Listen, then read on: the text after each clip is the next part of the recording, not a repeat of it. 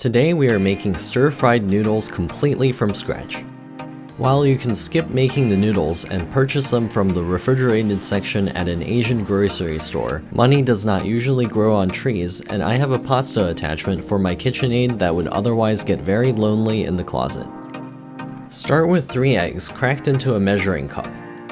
These eggs will give the noodles a firmer texture and aid the stir-fry procedure. Top the 3 eggs off with water for a total of 1 1/4 cups of liquid. Then, in the stand mixer, we are going to add all of the dry ingredients. The baked baking soda is simply baking soda that has been heated in an oven at 350 degrees for about 2 hours to form a more alkaline salt called sodium carbonate. Adding this is optional, but the addition of an alkaline such as baked baking soda changes the color of the dough, making it more yellow and causing the texture of the noodles to be even more chewy, smooth, and firm. As the stand mixer mixes the dough, you will notice that the dough seems so dry that it does not want to come together. Resist the urge to add any liquid to the mixture, as doing so will drastically increase the amount of flour that you will need to add as you form the sheets for the noodles later.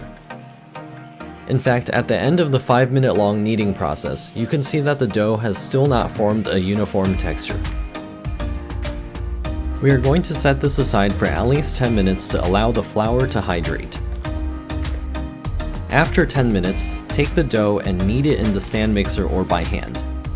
I did this by hand since my stand mixer was occupied with something else.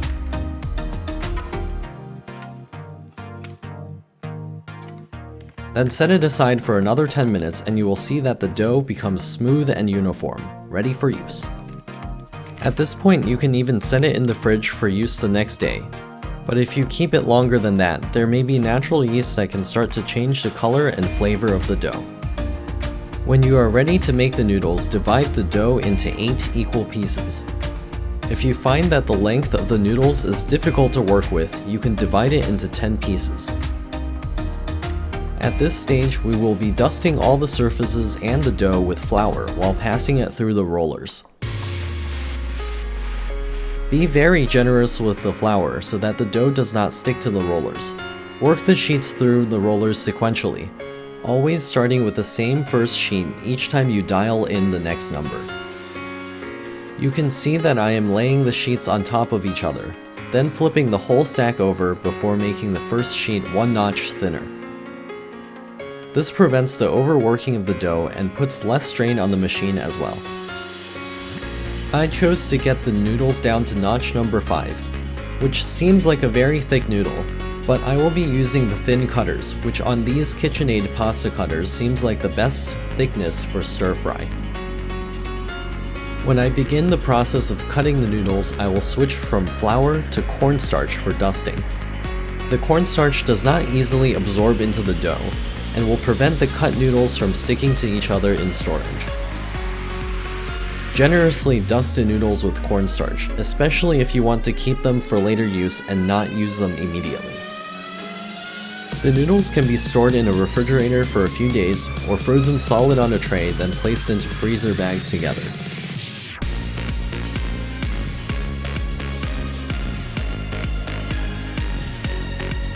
Now that the noodles are cut, we can get ready for the stir fry.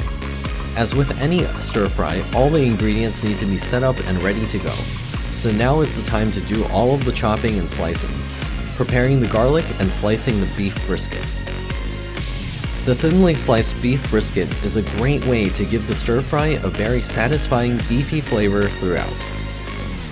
The secret to stir fry excellent at home is this Chinese cabbage. We're going to cut it in thin strips so that we can blast it with the heat later. The last step before the stir fry is to cook the noodles. Since these are fresh noodles, they cook very quickly in less than 60 seconds. Since I am not making noodle soup today, I have prepared a bowl with cold water so that I can immediately cool off the noodles and rinse some of the starch off so that the chance of sticking is greatly reduced. And now with the noodles prepared, set your wok on high heat so that the oil begins to smoke. Toss in a handful of thinly sliced cabbage and stir fry it until the edges begin to char. It is this char and high heat that gives you that restaurant flavor. Set the cabbage aside to stir back in later. Lower the heat to medium and toss in the minced garlic, followed by the beef brisket. Using a medium heat and immediately adding in the beef allows the garlic flavor to permeate the meat without burning the garlic and causing bitter and other off flavors. The smell of beef brisket being cooked just perfumes the air and lets everyone know that food is on the way.